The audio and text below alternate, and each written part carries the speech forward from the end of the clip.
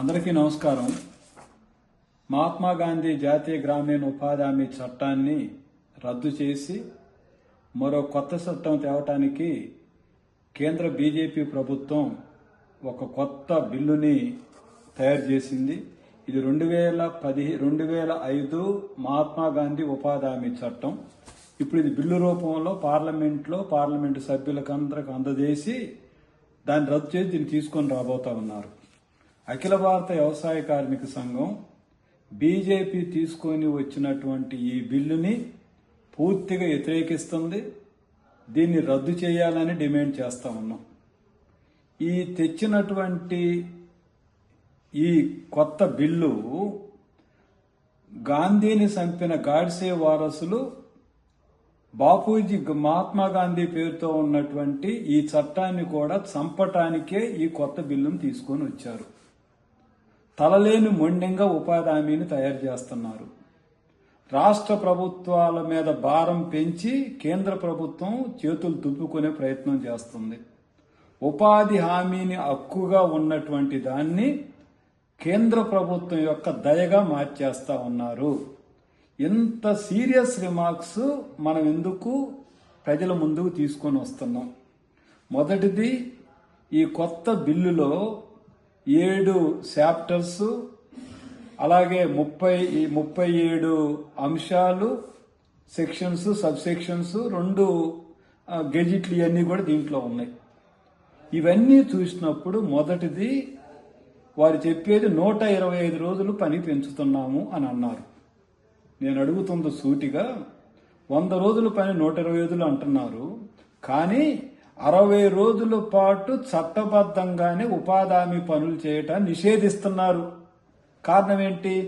వ్యవసాయ రైతులకు కూలీలు దొరకాలి కాదు, పీక్ సీజన్ అని. ఈ ప్రభుత్వానికి తల ఉందా? మీ వెబ్సైట్ చూసుకుంటున్నారా?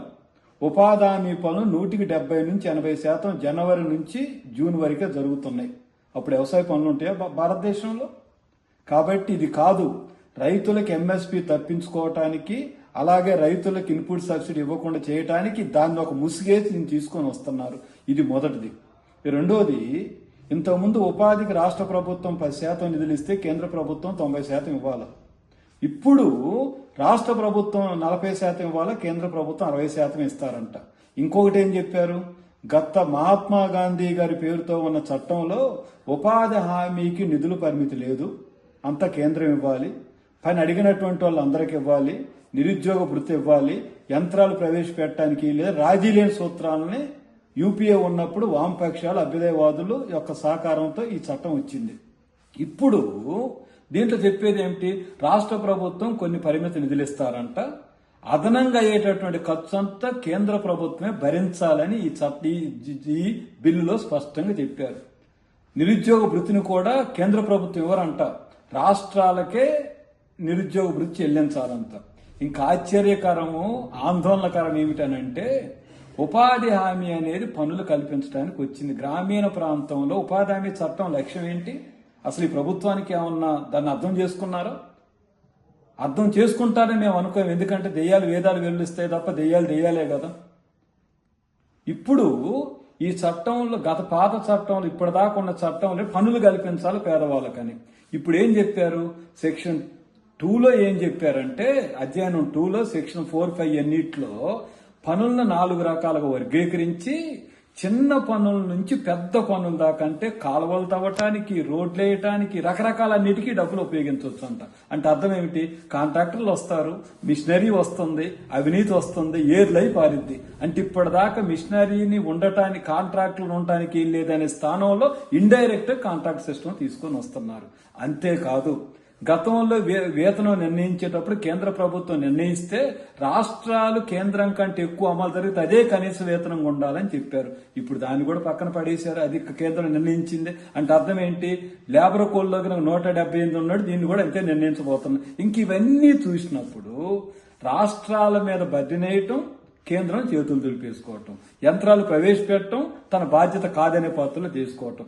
ఇదే కాదు, అనేకం గనక మనం పరిశీలిస్తే ఈ చట్టం అనేటటువంటిది ఇప్పుడు ఉన్న చట్టం అనేది కొంత ఉపయోగం జరుగుతుంది. రాబోయేటటువంటి ఈ బిల్లు గినక చట్టం అయితే వ్యవసాయ కార్మికులకి, గ్రామీణ పేదలకి ఉరితాడుగా తయారవుతుంది. అంతేకాదు పేరు మార్చారు. పేరే మార్చారు.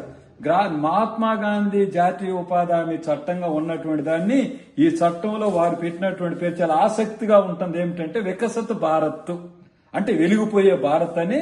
Guarantee for Rozgar Yojana and అజితక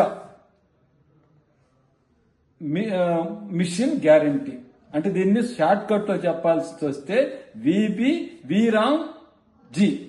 ఏమిటి దీంట్లో పేర్లు అంటే మహాత్మా గాంధీ పేరుని చట్టరూపం ఎందుకు చేయకూడదు? మొదట యూపీఏ తెచ్చినప్పుడు గ్రామీణ ఉపాధి హామీ ఉంది, ఇది గాంధీ గారి కళలు సాకారం కావాలంటే మహాత్మా గాంధీ అని చట్టానికి యాడ్ చేశారు, పేరు పెట్టారు. ఇప్పుడు మీరు ఆ పేరు రద్దు చేసినట్టు ఉండదు. కానీ ఇప్పుడు అందరు ఏం పిలవాలంటే రాబోయేదాన్ని మనం పిలవాల్సింది జీ రామ్జీ. అంటే ఏమిటిది? ఆర్ఎస్ఎస్ ఎజెండా, హిందుత్వ ఎజెండా కాదా? కాబట్టి బీజేపీ, నరేంద్ర మోడీ మొదటి నుంచి ఉపాధి హామీకి వ్యతిరేకం. అంతేకాదు మరో ముఖ్యమైన దాన్ని నేను మర్చిపోయాను. ఇప్పటిదాకా టెక్నాలజీలో ఆధార్ గాని, లేకపోతే ఇంటర్నెట్ గాని, లేదనుకుంటే కేవైసీ గాని, లేదా 2 పూట్ల ఆధార్ గాని చట్ట విరుద్ధం అని మనం చెప్పుకుంటూ వస్తున్నాం. ఇప్పుడేం చెప్పారంటే వీటన్నింటినీ చట్టబద్ధం చేస్తూ ఏఐను ఉపయోగించాలంట, ఆధార్ను ఉపయోగించాలంట, బయోమెట్రిక్ ఉపయోగించాలంట, 2 పూట్ల ఆధార్ ఉండాలంట, అదంతా డౌన్లోడ్ చేయాలంట. విచిత్రం ఏంటో తెలుసా? ఒక నవ్వులాటగా ఉంది. సోషల్ ఆడిట్ మనుషులు కాదంట, వారు సోషల్ ఆడిట్ ని ఆన్లైన్ ద్వారా ఎంపిక చేసి ఏఐ ద్వారా చేస్తారంట. పనులు కూడా పంచాయతీలకు అధికారాలు ఉండవు. ఇంకా పంచాయతీలు ఓన్లీ ఫర్ సజెషన్ బాడీసే. పంచాయతీలు చూస్తుండాలి తప్ప పంచాయతీలను 3 భాగాలు చేసి ఎక్కడ ఏ పనులు ఇవ్వాలో కేంద్ర ప్రభుత్వం నిర్ణయిస్తుందంట. దీన్ని ఏమంటా? ఇది గ్రామీణ ఉపాధి అంటామా?